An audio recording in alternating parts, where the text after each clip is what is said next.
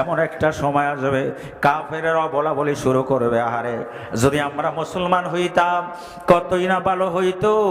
মুফাসসিরে কেরাম লেখেন, বদরের যুদ্ধ যখন দ্বিতীয় হিজরিতে সংগঠিত হয়, 1000 কাফেরের বিরুদ্ধে 313 জনকে যখন আল্লাহ বিজয় করে দিল, 70 জন কাফের যখন নিহত হলো, জাহান্নামে চলে গেল, আর 70 জন কাফের যখন বন্দী হয়ে গেল, বাকিরা ময়দান ছেড়ে পলায়ন করলো।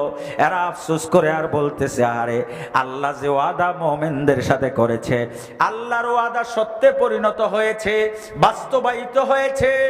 আজকে 313 জনকে 1000-এর বিরুদ্ধে বিজয় দান করেছেন কে? তখন ওই সময়ের কাফেররা আফসোস করেছে আর বলেছে, আরে লাউকানো মুসলিমিন, যদি আমরা মুসলমান হইতাম কতই না ভালো হইতো। আরেক ব্যাখ্যায় বলা হয়, ফাতে মক্কার সময় কাফেররা আফসোস করে, আগেই যদি মুসলমান হইতাম কতই না ভালো হইতো। আরেকটা অবস্থা হবে কিয়ামতের ময়দানে, দুনিয়ায় যারা ঈমান এনেছে, লা ইলাহা ইল্লাল্লাহু মুহাম্মাদুর রাসূলুল্লাহ সাল্লাল্লাহু আলাইহি ওয়াসাল্লাম, আশহাদু আল্লাহর ঘোষণা দিয়ে মুসলমান হয়ে গেছে। কোন এক সময় আল্লাহ তাআলা এদেরকে জাহান্নাম থেকে মুক্তি দিয়া জান্নাতে নিয়ে আনিবে। যতজন লা ইলাহা ইল্লাল্লাহর ঘোষণা দিয়েছে, মিসকালা খারদালিন, যদি জররা পরিমাণ থাকে আমল, তার ঈমানটা যদি জররা পরিমাণ থাকে, তাকেও আল্লাহ তাআলা এক সময় জাহান্নাম থেকে মুক্তি দিয়া জান্নাতের ব্যবস্থা করে দিবে। কিন্তু দুনিয়ায় চলার কারণে ঈমানও আছে, মিথ্যা কথা বলে, সুদও খায়, ঘুষও খায়, মানুষকে ঠগায়। ঠগায় না? বাজারের ব্যবসায়ী ভাইরা, আপনাদের গোশের হাটের কথা বলছি না, বিভিন্ন বাজারে গেলে আমি আলোচনা করি। আল্লাহ বলেন, ওয়াইলুল লিল মুতাফফিফিন, ধ্বংস হলো ওই সমস্ত লোকেরা যারা ওজনে কম দেয়। আল্লাযীনা ইযাক্তালু আলান নাসি ইস্তাওফুন, যারা খরিদ করার সময়, কিনার সময় পুরাপুরি মাপে কিনা নেয়, ওজন করার সময় পুরাপুরি। ওয়াইদা কালুহুম ওয়াজানুহুম ইউকসিরুন, যখন বিক্রি করে বাটখারা পাল্টায় আরেকটা দিয়া বিক্রি করে, কম দেয়। কেনার সময় পুরাপুরি নেয় আর বিক্রি করার সময় কম দেয়। এরকম লোক সমাজে আছে না নাই? বলেন ভাই, আছে না নাই? দুনিয়ায় ছলচাতুরি ধরে আল্লাহকে ভুলে গিয়েছে, কিন্তু ঈমান আছে। দুনিয়ার অপরাধের কারণে এদেরকে জাহান্নামে যাওয়া লাগবে। দুনিয়ায় অপরাধ করার কারণে, গুনাহ করার কারণে শাস্তি ভোগ করতে হবে। কিয়ামতের কঠিন দিনে যখন কাফেরদেরকে জাহান্নামে দেওয়া হবে, আবার ঈমান আনার পরেও অপরাধকারীদেরকেও জাহান্নামে দেওয়া হবে। এই গুনাহগারেরও জাহান্নামের ভিতরে আছে, আবার কাফেরেরও জাহান্নামের মধ্যে আছে। তখন কাফেরেরা ওই গুনাহগার ঈমানদারদেরকে ডাক দিয়া বলবে, আমরা ঈমান আনি নাই, এই কারণে আমাদেরকে জাহান্নামে দেওয়া হলো। তোমরা তো ঈমান এনেছো, আল্লাহকে এককভাবে স্বীকার করেছো, আশহাদু আল্লাহর ঘোষণা দিয়েছো, আমরা জাহান্নামে আসলাম, তোমাদেরকেও জাহান্নামে দেওয়া হলো। তাহলে বেশ কম হলো কি? আমরা ঈমান আনি না, এই কারণে আমরা জাহান্নামে আসলাম। তোমরা ঈমান এনেছো, তারপরেও তোমরা জাহান্নামে এসেছো। কিন্তু শাস্তির এক পর্যায়ে রাসূল করিম সাল্লাল্লাহু আলাইহি ওয়াসাল্লাম বলেন, শাস্তির শেষ হয়ে গেলে আল্লাহ যখন জাহান্নাম থেকে ঈমানওয়ালাদেরকে বের করে জান্নাতে দিয়া দেবে, তখন তারা বলবে, লাউ কানু মুসলিমিন, যদি আমরা মুসলমান হইতাম কতই না ভালো হইতো। কিন্তু তখন আফসোস করে কোনো ফায়দা হবে? বলেন ভাই, কোনো ফায়দা হবে? এরপরে আল্লাহ বলেন, জারহুম, তাদেরকে ছেড়ে দেন, উপেক্ষা করেন, এদের পিছনে দৌড়ায়া লাভ নাই। ইয়াকুলু, তারা খাইতে থাকুক। কি করুক? খাইতে থাকুক। আজান দিলে কিছু মসজিদে যায়, কিছু দোকানে বসে খায় কি খায় না? আরে কথা বলে না। আল্লাহ বলেন, জারহুম, আপনি তাদেরকে ছেড়ে দেন। ইয়াকুলু, তারা খাবে আর কি করবে? ওয়ায়াতামাত্তাউ, উপভোগ করবে, বড় আনন্দ পাবে। কেউ নামাজ পড়ে আনন্দ পায়, কেউ বসিয়া থাইকা দোকানে বৈশা গল্প করে আনন্দ পায়। কথা বলেন। আবার সে বড় বড় দাবি করে নামাজ পড়ে কি হয়েছে, কিছু তো পাই নাই, নামাজ পড়েছে যারা, কি করেছে তারা, আমরাই তো ভালো আছি। আল্লাহ বলেন ওয়ায়াতামাত্তাউ, উপভোগ করতে থাকুক তারা, ওয়ায়ুলহিহিমুল আমালু, তাদের অলিক আশার উপর তাদেরকে ছেড়ে দেন, তারা যেন অলিক আশা আকাঙ্ক্ষায় নিমজ্জিত হয়ে থাকে। মহলত দেন, তাদেরকে একটু অবকাশ দিয়ে দেন। আমালু, তারা যে অলিক আশা ভরসায় আছে, যারা ঈমান এনেছে, আমল করেছে, ভালো কাজ করেছে, এদেরকে জান্নাতে দেওয়া হবে, আর তারাও ভাবতেছে আমাদেরকেও জান্নাতে দেওয়া হবে। ব্যাপারটা কি এমন? জোরে বলেন এমন। আল্লাহ বলতেছেন ছেড়ে দেন তাদেরকে, ফাসাউফা ইয়ালামুন, অচিরেই তারা বুঝতে পারবে, অচিরেই তারা বুঝে ফেলবে তারা কোথায় ছিল, কি অবস্থায় ছিল। এরে দোকানদার ভাই, এই ব্যবসায়ী ভাই, ক্রেতা বিক্রেতারা, এই কোরআনের মাহফিলে বিগত বছর 34 বছর যাবত কত মানুষ ছিল, কত মানুষ বিদায় হয়ে গেল। গত রাত্রেও 14 জনের লিস্ট দেওয়ার পরে আমাকে বলতেছে হুজুর আর অনেকের নাম আছে, স্মরণ নাই, দিতে পারলাম না। আমাদের মাহফিলে 14 জন বিদায় হয়ে গেছে। এই দোকান থাকবে গোসেরাটে, কত একদিন আওয়াজ আসবে অমুক বিদায় হয়ে গেছে। আমি তো আপনাদের মাহফিলে 2006 সাল থেকে 26 সাল পর্যন্ত আসতেছি। আমার মনে আছে কয়েক বছর আগে আপনাদের, আমার বাম পাশে আপনাদের এই মসজিদের ইমাম সাহেব আমাকে ফোন দিয়া বলে হুজুর আপনি মাসুদুর রহমান? আমি বলেছি হ্যাঁ মাসুদুর রহমান। বলে হুজুর খবরে পাইলাম, ফেসবুকে পাইলাম মাসুদুর রহমানের ইন্তেকাল হয়ে গেছে। হুজুর আমারে ফোন দেয়া জানায়, এ জামানা বয়খাল রাহতানিহি, জামানা বয়খাল রাহতানিহি, গুজাশতা জামানা ফেরাতানিহি। আসার পরে দেখলাম চেহারাটা একবারে শুকায়া গেছে, আমার ডাইনে হযরতের চেহারাও শুকায়া গেছে। কত মানুষ দেখি হুজুর অসুস্থ, শরীরটা আগের মতো ভালো না। এ বাবা, সময় কারো জন্য অপেক্ষা করে না। জীবন থেকে যেই সময় চলে যায় আর ফিরে পাওয়া যায় না। জোরে বলেন ঠিক কিনা? আসো কোরআনের মাহফিলে আসো, এখানে আসার পরে আল্লাহ বলে ডাক দিবা, হয়তোবা এমন একটা ডাক আসবে তোমার ভিতর থেকে, আল্লাহর রহমতের সাগরে জোয়ার শুরু হয়ে যাবে। আল্লাহর পক্ষ থেকে আওয়াজ দিবে লাব্বাইক ইয়া আবদি, গোলাম এত বছর পর আমাকে আল্লাহ বলে ডাক দিলা। কত আফসোস কাফের হাসরের ময়দানে করবে, কিন্তু কোনো আফসোসের কাজ হবে না রে বাবা। আল্লাহর এক বান্দা নিজের হাতে পাথরের মূর্তি বানায়া সনম নাম দিয়া, এরপরে শুধু মূর্তিকে তাসবিহ পড়ে সনম সনম সনম, বছরকে বছর যোগকে যোগ পড়তেছে। হঠাৎ করে আল্লাহর বান্দার জবান থেকে বের হয়ে যায় সমাদ। সনমের পরিবর্তে সমাদ শব্দটা বের হয়ে যায়। আল্লাহর রহমতের সাগরে জোয়ার শুরু হয়ে যায়। গায়ের থেকে আওয়াজ শুনতে পায়, রে বান্দা এত বছর সনম সনম বলে ডাক দিলি, আমি অপেক্ষায় ছিলাম কখন আমাকে সমাদ বলে আওয়াজ দিবি।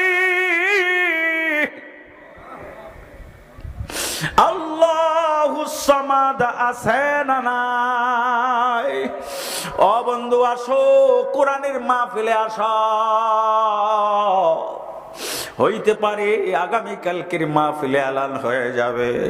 শনিবারে ঈদ হলো, রোববার থেকে এই শনিবার পর্যন্ত আমি যেখানে আমার মাদ্রাসা, আমি ওখানে জুমা পড়াই না। ওই মসজিদের ইমাম সাহেব বলে হুজুর 6 দিনে 6টা জানাজা হয়ে গেছে। এই শুক্রবার জুমা পড়ায়া যখন আমি 4টা বাজে শরীয়তপুর মাহফিলে আসবো ঢাকা থেকে, এ বাবা মসজিদে এলান কইরা দিল সাবেক সভাপতির ইন্তেকাল হয়ে গেছে। দৌড়াইয়া কাছে গেলাম, চেহারা থেকে রুমালটা সরাইলাম, কাপড়টা সরাইলাম, একটু তাকায়া তাকায়া দেখলাম ছেলেটা এসে আমার হাত ধরে কান্না শুরু করে দিয়েছে। হুজুর আব্বা না আপনাকে কত ভালোবাসতো, হুজুর আব্বার কোনো কথায় যদি আপনার কষ্ট হয়ে থাকে আমার আব্বারে মাফ কইরা দেবেননি। ও বাবা, দিলটা তো গুনাহ করতে করতে আমাদের শক্ত হয়ে গেছে। रोने के वक्त जब रोया नहीं, वक्त जान के बाद रोने से कुछ फायदा नहीं। সময় মতো যদি কান্না না হয়, সময় চইলা গেলে কেঁদে কেঁদে কোনো লাভ নাই। কারণ হাদিস স্পষ্ট, এমন একটা সময় আসবে অপরাধীরা কাঁদতে কাঁদতে হাসরের ময়দানে চোখের পানিগুলো শেষ হয়ে যাবে, আর পানি নাই। আমার নবী বলেন চোখ দিয়ে রক্ত বের হওয়া শুরু হয়ে যাবে, কান্না কিন্তু শেষ হবে না। আমার ভাইরা, আয়াতের ভিতরে আল্লাহ হাসরের ময়দানের কথা স্মরণ করায়া দেয়। দুনিয়ায় যারা ঈমান এনেছো তো এনেছো, যারা আনো নাই ওই বেঈমান না পরমানেরা কত আফসোস করবে আর বলবে। আল্লাহর হাবিবকে সান্ত্বনা দিয়া আল্লাহ বলেন জারহুম, এদেরকে ছাইরা দেন। আপনি এদের পিছনে পইরা এত চিন্তিত, এত বিচলিত, কারণ পয়গম্বর সাল্লাল্লাহু আলাইহি সাল্লাম উম্মতগুলার জন্য এত পেরেশান, কারণ স্বচক্ষে আল্লাহ জাহান্নামের আগুন আমার নবীকে দেখিয়েছেন, কবরের আযাব আমার নবী দেখতেন, জাহান্নামের শাস্তিগুলো আমার নবী দেখেছেন, জান্নাতের নাজ নেয়ামত সরাসরি আমার নবীকে আল্লাহ দেখিয়েছেন। এই জন্য আমার নবী উম্মতগুলার জন্য বড় পেরেশান হয়রান, একটা উম্মত যেন জাহান্নামে না যায়। এ উম্মতের চিন্তায় চিন্তায় পেরেশান হয়রান পয়গম্বর ঘুমায় না। সূরাতুল কাহফে আল্লাহ ঘোষণা করে ফালা আল্লাকা বাখিউন নাফসাকা আলা আসারিহিম ইল্লাম ইউমিনু বিহাযাল হাদিসি আসাফা। এই কিতাবের প্রতি, ইসলামের প্রতি ঈমান না আনার কারণে আপনি এদেরকে নিয়ে টেনশন করতে করতে আপনি নিজকে নিজে শেষ করে দিতেছেন। এত পেরেশান হওয়ার কারণ নাই, কারণ আপনি তো বান্দার, আমার বান্দাগুলোর নবী পয়গম্বর, উম্মতের জন্য আপনার এত মায়া। আমি যে আল্লাহ আমার কুদরতি হাতে এই বান্দাগুলা বানাইলাম, আমি আল্লাহর বুঝি মায়া নাই? আমি আল্লাহ তো আরো হাজার গুণ মায়া মমতা। আল্লাহু আকবার। 100টি রহমতের ভিতরে 99টি রহমত আমার আল্লাহর কাছে, একটা রহমত তামাম পৃথিবীর যত মাখলুক রয়েছে সব মাখলুকাতকে আল্লাহ দান করেছে। এই একটা রহমতের মায়ায় পড়ে মানুষ মানুষের জন্য পাগল হয়ে যায়। যায় কি যায় না? আপনাদের এলাকার মুফাসসির তামাম বাংলাদেশ পৃথিবীর মানুষ যাকে চিনতেন, আল্লাহু আকবার, তাকে যখন জেলখানায় বন্দী করা হয়, শুধু এই পিরোজপুর না বিভিন্ন অঞ্চলের লোকগুলো তার জন্য আন্দোলন করে শহীদ হয়েছে। কথা বলেন ঠিক কিনা? একটা মায়া, একটা রহমত মাত্র তামাম পৃথিবীতে দেওয়ার পরে ভালোবাসা, এই মোহাব্বত, একজন আরেকজনকে ভালোবাসা দুইজনে ফাঁসিতে ঝুলেছে। প্রেমিক প্রেমিকা ঝুলে নাই? ঝুলে নাই? নবীজির মোহাব্বতে বাড়িঘর ছাইরা, ভালোবাসায় পইরা নিজের গর্দানটা ইসলামের জন্য নবীর মোহাব্বতে ভিলাইয়া দিছে। একটা রহমত, কিন্তু আমার আল্লাহর কাছে 99টি রহমত আছে রে বাবা। ও পিরোজপুরের যুবকেরা, আসো না কেন মাহফিলে? বুঝলাম না কি হয়ে গেল আমাদের। আল্লাহ পাক যখন বান্দাকে শাস্তি দিতে চায়, তার থেকে ওই অঞ্চল থেকে ভালো কাজ তুইলা নেয়, ভালো কাজ আর ওই অঞ্চলে করার সুযোগ দেয় না। না হলে ধরবে কিভাবে? সামনে আসতেছে, ধরা খাইবা। আজকের আয়াতে আলোচনা হইতেছে, ইনশাআল্লাহ সামনে আসতেছে।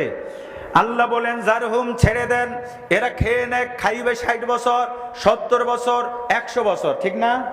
এর থেকে বেশি মাঝে মধ্যে কিছু পাওয়া যায়। এইবারও আমি কয়েকজন পাইছি, কয় হুজুর আমার বয়স কত? এতে এই দোহারে আমাকে জিজ্ঞাসা করতেছে, বলেন তো হুজুর আমার বয়স কত? মুরব্বী, মাহফিলের সভাপতি। আমি আপনার বয়স 99 বছর। সুবহানাল্লাহ বলবেন না? এখন হাইসা দিয়ে হুজুর আপনি জানেন কিভাবে? আমি গত বছর আসার পরে আপনি বলছিলেন হুজুর 98 চলে, তাহলে 25-এ যদি 98 থাকে 26-এ কত? কহে গত বছরেরটা মনে আছে। আমি তো মনে থাকবো না, আপনারা বলছিলেন 98, তো এই বছর তো আপনার বয়স কত? 99। তো বাড়বে নাইলে 100 বছর। কিন্তু অবস্থাটা কি হবে? আফসোস করবে আর বলবে লাম ইয়ালবাসু ইল্লা আশিয়াতান আও দুহাহা, দুনিয়ায় বেশি দিন ছিলাম না, ইল্লা আশিয়াতান আও দুহাহা, এক সকাল এক বিকাল অথবা এক সকাল দুনিয়া অবস্থান করেছিলাম, 100 বছরের কথা ভুলে যাবে। শুধু তাই নয়, পয়গম্বর বলেন কিভাবে ভুলবে, দুনিয়ায় সারা জীবন আনন্দে উল্লাসে ছিল, কোনোদিন বিপদ আপদ আসে নাই, কোনোদিন মুসিবতে পড়ে নাই, খাবারের অভাব ছিল না, অট্টালিকা প্রাসাদের মালিক ছিল। কিয়ামতের ময়দানে আল্লাহ বলবেন ফেরেশতারা আমার এই বান্দারে ধরে জাহান্নামের পাশ দিয়ে একটু ঘোরায়া নিয়ে আসো,